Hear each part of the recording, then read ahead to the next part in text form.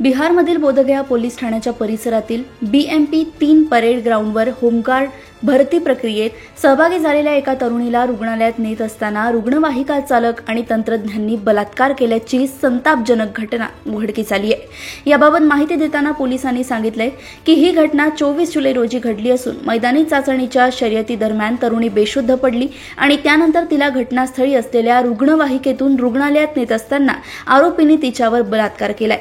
वरिष्ठ पोलीस अधीक्षक आनंद कुमार यांनी जाहीर केलेल्या प्रसिद्धी पत्रकानुसार महिला उमेदवारानेच पोलिसांना या घटनेची माहिती दिली आहे। तिच्या तक्रारीवरून रुग्णवाहिका चालक विनय कुमार आणि तंत्रज्ञ अजित कुमार यांना 2 तासात अटक करण्यात आली। या प्रकरणाचा सखोल तपास करण्यासाठी बोधगया विभागीय पोलीस अधिकारी सौरभ जयस्वाल यांच्या नेतृत्वाखाली एक विशेष तपास पथक स्थापन करण्यात आलं।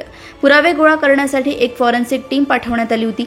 परिसरातील सीसीटीव्ही फुटेजमुळे आरोपींची ओळख पटण्यास मदत झाली। बोधगया पोलीस ठाण्यात प्रथम माहिती अहवाल दाखल करण्यात आला असून तपास सुरू आहे।